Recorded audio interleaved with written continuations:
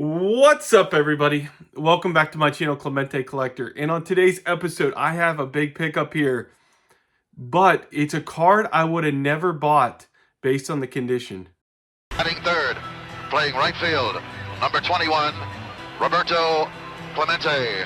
All right, so before I get to my big pickup, when you watch sports cards videos on YouTube, I would say a majority of them, especially pickup videos, talk about the condition of the card and how important it is, whether it's getting the card graded and getting a high grade, whether it's centering, whether it's eye appeal, condition. When you go back to being a kid, how important was condition? To me, it was very little to no importance when I was growing up in the 90s. You know what was important? It was opening up packs and finding Pittsburgh Pirates cards for me. Or it was trading for my favorite players' cards. And then having bragging rights with my friends of, hey, look at this Drew Bettis rookie card I have. Or look at this Barry Bonds rookie card I have. You know, it was very cool to have a card that maybe your friends didn't have, you know. It was about owning the card. And, you know, we've gotten to a point now, and I know a lot of us are collecting as adults, you know, you have to figure out a lane, right? You know, there's thousands and thousands of certain Topps cards out there. So yeah, of course you could buy any old Topps card, right? But, you know, every once in a while, as adults, we hear great stories. And it really makes condition not matter anymore when you hear these stories. And that's how it relates to my pickup today. It's just a great story, and I had to buy this card. Before I get to it, though, I want to tell you about another card I got. And it was a recent pickup. And I got this card, and it's not in great condition, but it's got an amazing story. So let me share that first, and then I'll get to my big pickup and the story behind it. So if you watch my top 25 video, at the end of the year, I got a dream card for me. The 1968 Topps Venezuelan Roberto Clemente card. And this is one of my favorite cards in my collection now. The 1968 Topps Venezuelan card is one of the lowest pop Venezuelan Clemente cards there are. There's under 50 of these graded with PSA, SGC, and Beckett. So these cards are very, very hard to come by. But the reason why it got a 1 is because of the back of this card, okay? So whenever I was going after this card, I knew my friend Matt from the Card Story also had a Hank Aaron Venezuelan card in a 1. And I asked him to send me pictures of it. So I'll put right next to here on the screen, I'll put a picture of Matt's 1968 Topps Venezuelan card. And then I asked him to send me a picture of the back. And I'm going to actually, I'll put my back and his back right here. So if you guys look closely at these two cards, do you guys notice anything? If you really look at these cards, they were obviously put in an album. But the thing that stands out to me is the album had a pattern to it. So when I was looking at the two cards, I was like, wow, these could have came out of the same album. So I actually asked Matt who on eBay he bought it from. And it was the same seller I bought my card from. So I was like, wow, this is a cool story. So I reached out to the seller, and I'm going to post it on the screen. The seller confirmed that me and Matt both bought 68 Topps Venezuelan cards that were from the same collector's collection and the same album. How cool is that? So I just wanted to share that on my channel. But the newest pickup I have related to a video I saw recently. It was one of my favorite videos of the year.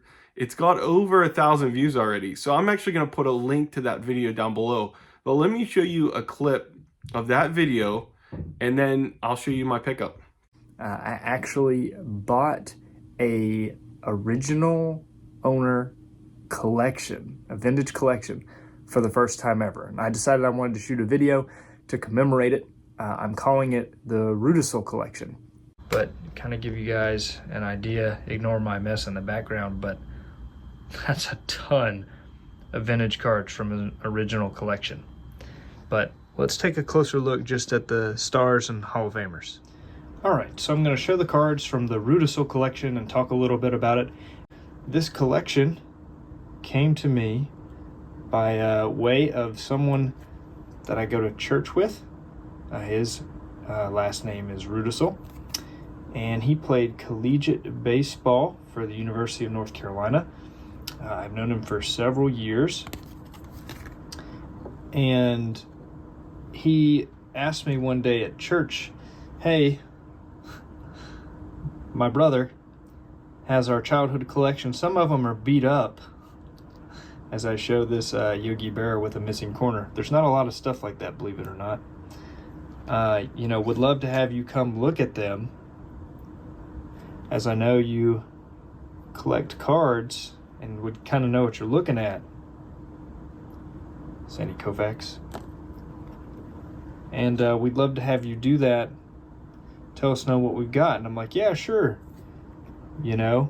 And they had told me it'd be mostly 1960s stuff.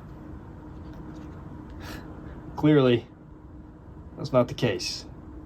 And while these guys were big baseball fans, they would know a lot of the names that I would show and point out, like Willie Mays. But they would not have any idea, another Willie Mays, what they had. Really what it was worth. They said we bought them for pennies and nickels when we were kids. We opened the packs. We don't know what they're worth now, but it was so much fun looking through these because they were in this big box, an old telephone box in dry rotted rubber bands. How cool is that? So my buddy, here he is, Jake from Legends Never Die. He actually charged me $20 for this card with all these inscriptions. He charges about $5 for each little inscription. So if anybody wants one of these. So Jake made an awesome video. He found an awesome collection, and I had to be a part of it. I wanted to be the second owner of one of the Clemente cards that were in this collection. And one of the Clemente cards in the collection I've been looking for, and I didn't buy it. So let me give you guys a little backstory real quick. 1958 Topps. Here's one of the cards. I've owned this for a while. So if you look down here, the team name right here, that's in white letters. See? Well, Topps had a printer print some of them in yellow, the team in yellow letters. And Jake had a copy of one from the collection, and I had to have it. So I reached out to him. We worked out a deal, and here it is. 1958 Topps, team in yellow. That is freaking cool. And here's the back. I think this is a rubber band mark here, and there's like a rubber band mark here, which is super cool because that's how my dad kept his cards. He had them in stacks of 50 with rubber bands. Let me show you the two side by side real quick. So there's team in yellow, team in white. But this card here, my plan was to get it in higher condition with better centering. There's actually a small little wrinkle on the card. But when I heard this story, I said the story trumps the condition. And I needed to add this because now every time I see the card, I'll think about the family that owned it. I'm going to think about Jake's video. I guess if anybody out there is doing Mag Pros and they want to help me out and make a Mag Pro for me that says the Rudicil collection, and maybe on the back they could maybe give me a barcode where we could go to Jake's YouTube video. That'd be freaking awesome. But if not, maybe I'll get this graded by SGC, even though I'd love to just I'd love to keep it ungraded. I think that's how it was meant to be. So what do you guys think? You guys think I should keep it ungraded? You guys think I should send it in? Or maybe try to find somebody to help me get a Mag Pro for it? What do you guys think? Do you guys think this was a good purchase? Do you guys ever buy cards that you really, really love the story behind them? Or is your collection strictly based on you want the best condition card? Story behind the card doesn't matter. I'd love to hear from you guys. Thanks for watching. I'll see you guys in the next one.